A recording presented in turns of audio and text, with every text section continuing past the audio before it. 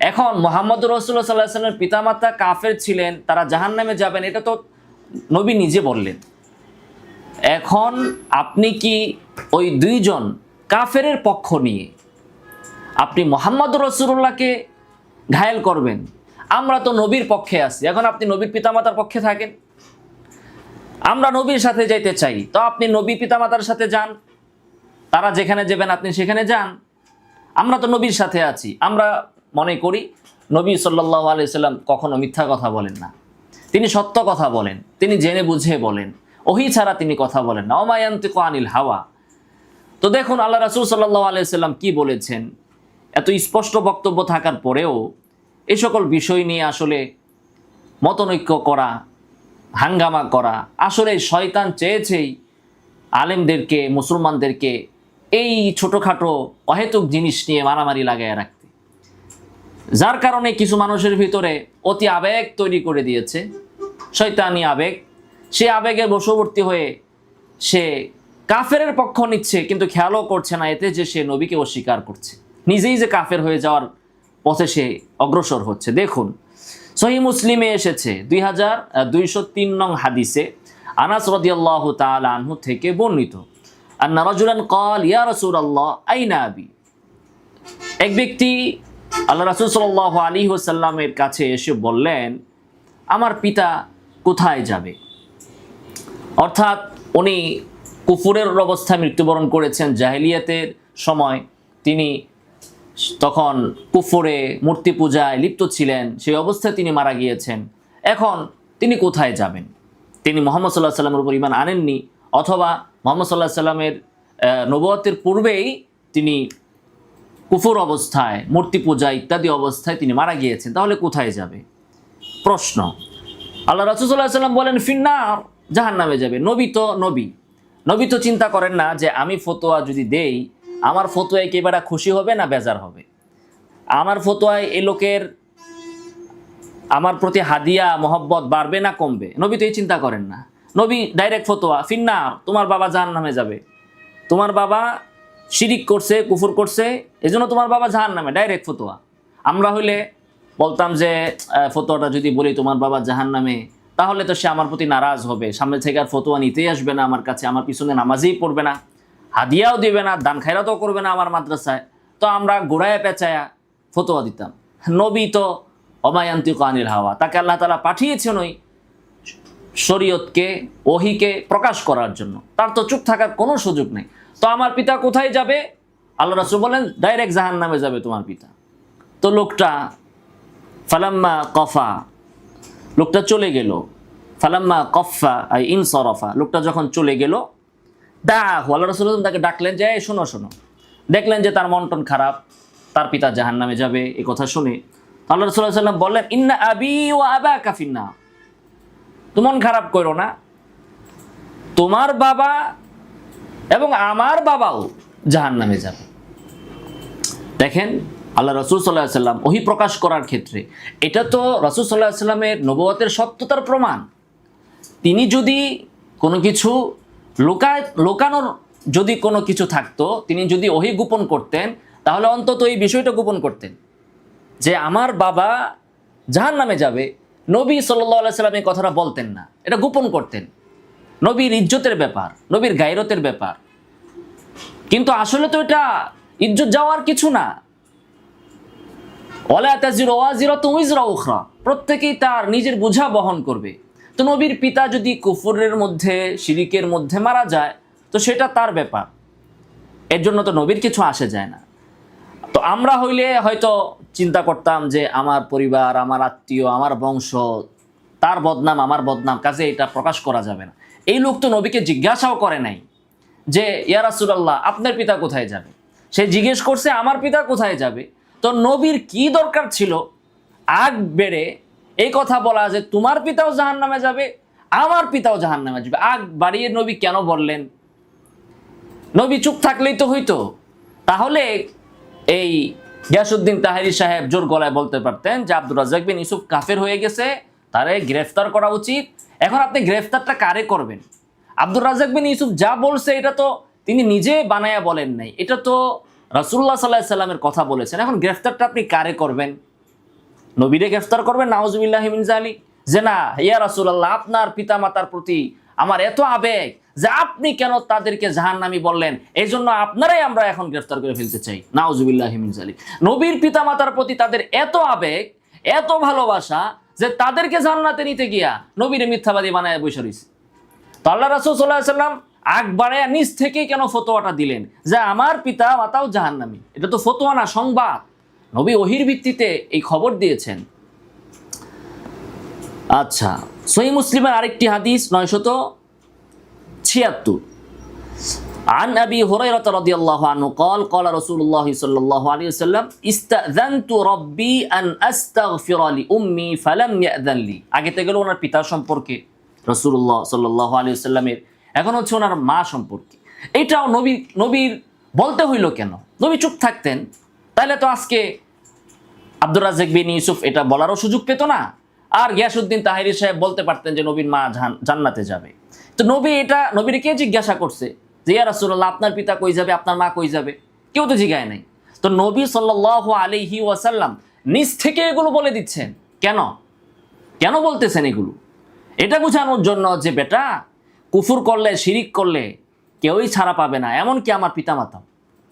তো আল্লাহ রাসূল সাল্লাল্লাহু আলাইহি ওয়াসাল্লাম বলতেছেন যে আমি আমার রবের কাছে অনুমতি চাইলাম আন আস্তাগফির লি উম্মি, যে আমার মায়ের জন্য ক্ষমা প্রার্থনা করব, যে আল্লাহ আমার মা কুফর করে শিরিক করে মারা গিয়েছেন, তাদেরকে আপনি জান্নাতে দেন, তাদেরকে জাহান্নাম থেকে মুক্ত করব। তো পরে মুক্ত করার জন্য আল্লাহর কাছে দোয়া করব, মানে দরখাস্ত সাবমিট করব, এই অনুমতি চাইলাম। ফালাম ইয়াযান লি, আল্লাহ সেই অনুমতিটাই দেন নাই। আর দরখাস্ত করব পরে, মঞ্জুর হবে পরে, দরখাস্ত করারই আল্লাহ তাআলা অনুমতি দেন নাই। কথাটা খেয়াল করেন, আল্লাহ নবী তার মাকে দরখাস্তের মাধ্যমে জাহান্নাম থেকে বের করবেন পরের কথা, দরখাস্ত যে দিবেন আল্লাহর কাছে এই অনুমতি আল্লাহ তাআলা দেন নাই, আল্লাহ অনুমতি দেন নাই। ওয়াস্তাযানতু আন আযুরা কবরাহা ফাআযিনা লি, তখন আমি অনুমতি চাইলাম যে তাইলে তার কবরটা আমি একটু জিয়ারত করি, শুধু দেখব, ভিজিট করব, কিন্তু তার জন্য দোয়া করব না যে তাদেরকে ক্ষমা করে দেন আল্লাহ। কবরের কাছে যাব কিন্তু তাদের ক্ষমার দোয়া করব না, এতটুকু অনুমতি চাইলাম। তো আল্লাহ তাআলা ততটুকুর অনুমতি দিলেন। এই হচ্ছে হাদিস সহিহ মুসলিমের। ক্বালা ফি আউনিল মাবুদ, আউনুল মাবুদে বলা হচ্ছে ফালাম ইয়াযান লি, যে আল্লাহ তাআলা আমাকে তাদের জন্য ইস্তিগফার করার অনুমতি দিলেন না। এর ব্যাখ্যায় বলা হচ্ছে, কে বলছেন? আউনুল মাবুদের ব্যাখ্যাকার বলছেন লিআন্নাহা কাফিরাতুন, কেননা তিনি কাফির ছিলেন, আল্লাহ রাসূল সাল্লাল্লাহু আলাইহি ওয়াসাল্লামের মাতা। ওয়াল ইস্তিগফার লিল কাফিরিন লা ইয়াজুজ, কাফিরদের জন্য ইস্তিগফার করা জায়েজ নয়, এজন্য আল্লাহ তাআলা নবীকে অনুমতি দেন নাই তার মায়ের জন্য ইস্তিগফার করতে। আউনুল মাবুদে এই ব্যাখ্যা বলা হয়েছে। ইমাম নাওয়াবী রাহিমাহুল্লাহ তিনি বলেন আন-নাহয়ু আনিল ফিহি আন-নাহয়ু আনিল ইস্তিগফার লিল কুফার, আল্লাহ রাসূল সাল্লাল্লাহু আলাইহি ওয়াসাল্লামের এই হাদিস থেকে, এই হাদিসটা যে নবী বললেন, কেন বললেন, সেখান থেকে আমরা আমাদেরকে কিছু মেসেজ দেওয়ার জন্য, সেই মেসেজটা কি, যে এখানে মেসেজ আসছে, এটা ইমাম নববী বলতেছেন যে এখানে কাফেরদের জন্য ইস্তিগফার করতে, ক্ষমা প্রার্থনা করতে নিষেধ করা হয়েছে। তো নবী বলতেছেন, ইমাম নববী, যে এই হাদিস থেকে এটা বোঝা গেল নবীর মা কাফের, আর কাফের জন্য ইস্তিগফার করা যায় না, এই জন্য নবীর মায়ের জন্য আল্লাহ তাআলা ইস্তিগফার করার অনুমতি দেননি। খুবই স্পষ্ট হাদিস। তো এরকম স্পষ্ট হাদিস থাকার পরে আপনারা কিসের ভিত্তিতে কথা বলেন? আচ্ছা, এই হলো আল্লাহ রাসূল সাল্লাল্লাহু আলাইহি ওয়াসাল্লামের বক্তব্য এবং উলামায়ে ইসলামের বক্তব্য। এর বাহিরে যে এক ইমাম সুয়ুতী রাহিমাহুল্লাহু তাআলা রাহমাতান ওয়াসিআ, ইমাম সুয়ুতী রাহিমাহুল্লাহ তিনি অনেক বড় আলেম এবং অনেক কিতাব তিনি লিখেছেন। এমন কোনো ফোন নাই ইল্লা ওয়ালাহু কিতাবুন, এমন কোনো ফোন নাই যে ফোনে উনি কিতাব লেখেননি। এজন্যই ওই বলা হয় যে হার ফোনই, সব বিষয়ের বিশেষজ্ঞ, যে তার ক্ষেত্রে দেখা যায় যে তিনি কোনো কোনো ক্ষেত্রে ভুল করে বসেন, যেহেতু সব বিষয়ে ঘাটেন, কাজেই অনেক সময় যা পান সেটাই লিখে দেন। তো সুয়ুতী রাহিমাহুল্লাহ হাদিসের ক্ষেত্রে বা লিখনের ক্ষেত্রে মুতাসাহিল ছিলেন, লেখছেন প্রচুর, ভুলও করছেন প্রচুর। তিনি মুতাসাহিল, মানে হচ্ছে যে একটু ঢিলা ছিলেন, তাহকিকের বিষয়ে যাচাই বাছাইয়ের বিষয়ে যতটা কঠোর হওয়া দরকার তিনি ততটা কঠোর ছিলেন না। এজন্যই তার বক্তব্যের ভিতরে দয়ীফ, মওযু হাদিস ইত্যাদি চলে আসে। তো সুয়ুতি রাহিমাহুল্লাহ একমাত্র তিনি মত পোষণ করেছেন যে রাসূল সাল্লাল্লাহু আলাইহি ওয়াসাল্লামের পিতামাতা জান্নাতে যাবেন, তারা মুক্তিপ্রাপ্ত, এই মত তিনি পোষণ করেছেন। দলিল কি, যুক্তি কি? রাসূলের এত স্পষ্ট হাদিস থাকার পরেও যুক্তি হচ্ছে ওয়ান্নাল্লাহ তাআলা আহইয়াহুমা লাহুমা বা'দা মাউতিহিমা ওয়া আমানু বিহি। আল্লাহ তাআলা তাদেরকে পুনরায় আবার জীবিত করেছিলেন, তারা রাসূল সাল্লাল্লাহু আলাইহি ওয়াসাল্লামের প্রতি ঈমান এনেছিলেন, এই জন্য তারা জান্নাতে যাবেন। আমরা ইতিপূর্বে যে দুইটা হাদিস উল্লেখ করেছি সেই দুইটা হাদিস কিন্তু এই বক্তব্যের বিপরীত। যদি তারা পরবর্তীতে ঈমান আনবেনই, তাহলে নবী কোন ভিত্তিতে বললেন যে তারা জাহান্নামে ফিন্নার, তারা জাহান্নামে যাবে? কোন ভিত্তিতে বললেন তারা?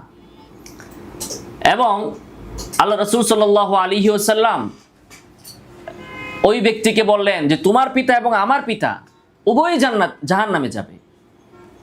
ওই ব্যক্তির পিতা কি তাহলে মুক্তিপ্রাপ্ত হবে? সে তো হবে না।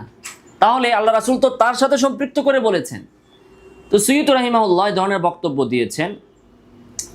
এই বিষয়ে ওলামায়ে কেরামের মত হচ্ছে যে এটা আহলে ইলমদের মতের বিরোধী, সরাসরি হাদিস বিরোধী বক্তব্য।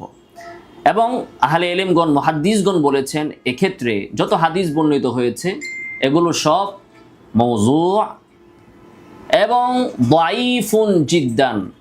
কিছু তো একেবারে মওদু আর কিছু মওদুয়ের খুবই কাছাকাছি, যেগুলো দ্বারা দলিল পেশ করার কোনো সুযোগ নাই। বিশেষত এরকম সহিহ মুসলিমের স্পষ্ট হাদিসগুলো থাকার পরে ওই দাঈফুন জিদ্দানের পেছনে পড়ার কোনো যুক্তি, কোনো দরকার নাই। একমাত্র যে পাগল সেই এর পেছনে পড়তে পারে।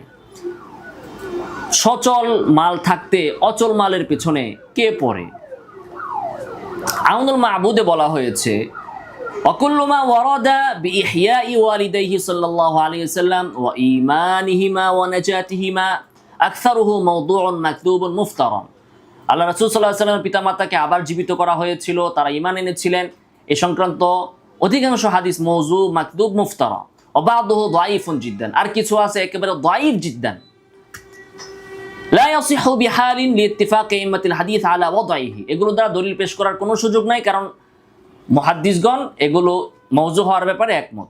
কাদ-দারাকুতনি ওয়াল জাওজাকানি وابن شاهين والخطيب وابن عساكر وابن ناصر وابن الجوزي والسهيلي والقرطبي والمحيب الطبري وفتح الدين ابن سيد الناس وإبراهيم الحلبي وجماعة. وقد بسط الكلام في عدم نجاة الوالدين العلامة إبراهيم الحلبي في رسالة مستقلة، والعلامة علي القاري في شرح الفقه الأكبر في رسالة مستقلة وفي رسالة مستقلة. এই বিষয়ে আল্লাহ রাসূল সাল্লাল্লাহু আলাইহি ওয়াসাল্লামের পিতামাতা জাহান্নামে যাবেন এই বিষয়ে ইব্রাহিম হালাবি স্বতন্ত্র পুস্তিকা লিখেছেন, এবং আল ফিকহুল আকবরের সরায় আলী কারি, মোল্লা আলী আল কারি, তিনিও, যিনি হানাফি মাযহাবের লোক, তিনিও আলোচনা করেছেন এবং মুস্তাকিল রিসালাতেও আলোচনা করেছেন। ওয়াশহাদু লিসিহহাতি হাযাল মাসলাক হাযাল হাদিস আস-সহিহ, ইয়ানি হাদিস ইন্না আবি ওয়া আবাকা ফিন্নার। আর যারা বলেছেন আল্লাহ রাসূল সাল্লাল্লাহু আলাইহি ওয়াসাল্লামের পিতামাতা জাহান্নামে যাবেন, তাদের বক্তব্য সঠিক, এর পক্ষে এই সহিহ হাদিসগুলো দালালত করছে, প্রমাণ বহন করছে। ওয়াশেখ জালালউদ্দিন আস-সুয়ুতি قد خالف الحفاظ والعلماء المحققين। সুয়ুতি তিনি সমস্ত আলেমদের বিপরীতে যে একটা বক্তব্য দিয়েছেন। ওয়াসবাত লাহুম আল ঈমান ওয়ান নাজাত, এবং তাদের জন্য ঈমান এবং নাজাত সাব্যস্ত করেছেন। ফাসান্নাফার রাসাইলা আদিদা ফি যালিক, এক্ষেত্রে তিনি কিছু রিসালা লিখেছেন। মিনহা রিসালাতু তাযীম ওয়াল মিন্না ফি আন্না আবাওয়াই রাসূলিল্লাহি সাল্লাল্লাহু আলাইহি ওয়াসাল্লাম ফিল জান্নাহ, এই নামে তিনি একটি পুস্তিকা লিখেছেন যে আল্লাহ রাসূল সাল্লাল্লাহু আলাইহি ওয়াসাল্লামের পিতামাতা জান্নাতে যাবেন।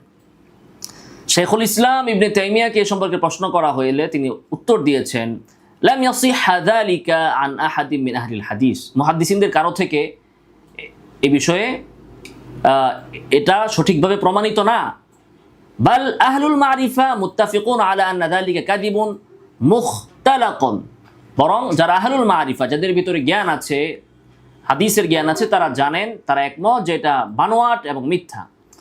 ওয়ালা নিজা বাইনা আহলিল মারিফাতি আন্নাহু মিন আযহারিল মাওদুআত কাযিবান, এবং এই বিষয়ে তাদের ভিতরে কোনো ইখতিলাফ নাই যে এটা যে স্পষ্ট বানোয়াট হাদিস। কামা নাসসা আলাইহি আহলুল ইলম ওয়া লাইসা যালিকা ফিল কুতুবিল মুতামাদাতি ফিল হাদিস, হাদিসের কিতাবের গ্রহণযোগ্য গ্রন্থসমূহে এই হাদিস, এই মওযু হাদিসগুলো পাওয়া যায় না, বা এই বানোয়াট হাদিসগুলো পাওয়া যায় না। লা ফিস সহিহ ওয়ালা ফিস সুনান ওয়ালা ফিল মাসানিদ ওয়া নাহওয়ি যালিকা মিন কুতুবিল হাদিস আল মারুফাতি ওয়ালা যাকারাহু আহলু কুতুবিল মাগাজি ওয়াত তাফসীর ওয়া ইন কানু ক্বাদ ইয়ারাউনা আদ-দাঈফা মা সহিহ। বলতেছেন যে মুহাদ্দিসরা তাফসীরের গ্রন্থসমূহে, তারপরে মাগাজির গ্রন্থসমূহে কোথাও এই হাদিস উল্লেখ করেন নাই, যদিও নাকি তারা অনেক সময় জয়ীফ হাদিসও আনেন। আহলুত তাফসীররা, আহলুল মাগাজিরা জয়ীফ হাদিসও তাদের কিতাবে সহিহ হাদিসের সাথে আনেন, কিন্তু এটা তারা আনেন নাই। লিআন্না যুহুরা কাযিবিন যালিকা লা ইয়াখফা আলা মুতাদায়্যিনিন, কেননা যার ভিতরে বিন্দু পরিমাণ দিনদারি আছে তার কাছে এটা স্পষ্ট যে এটা বানোয়াট হাদিস। ফাইন্না মিসলা হাযা লা ওয়াকা লাকানা মিম্মা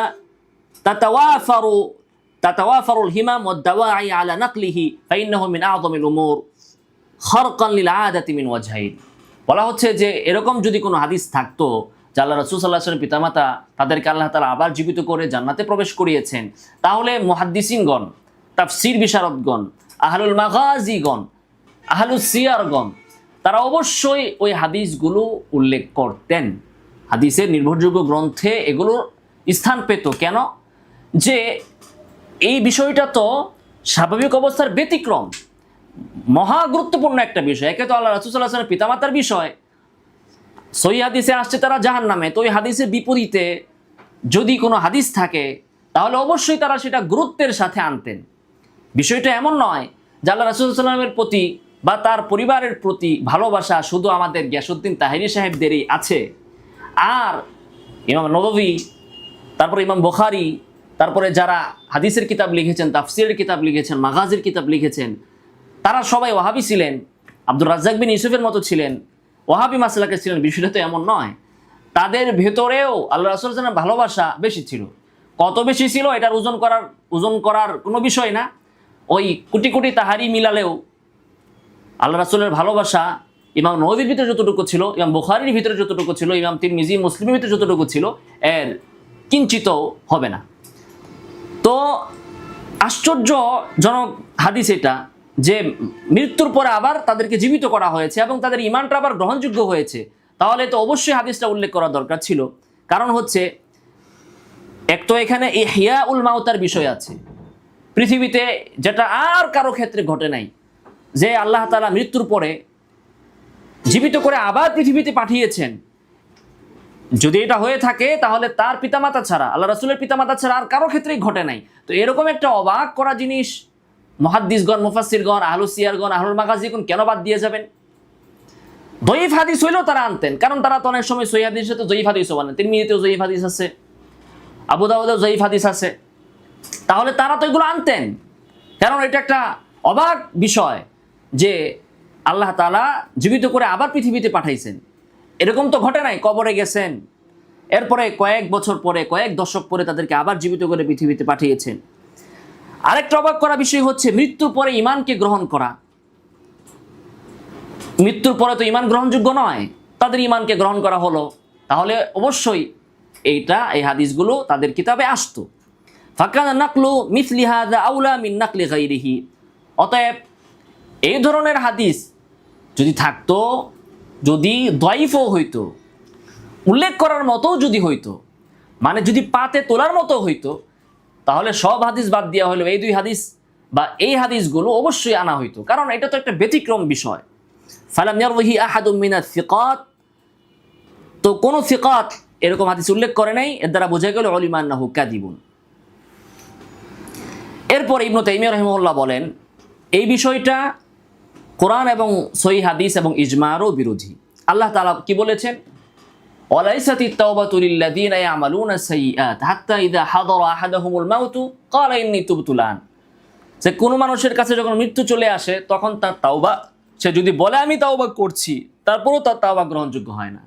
আর একজন মারা গিয়েছেন, কবরে চলে গিয়েছেন, তাওবাও করে নাই, মৃত্যুর সময় তাওবা করলেও সেটা গ্রহণযোগ্য না।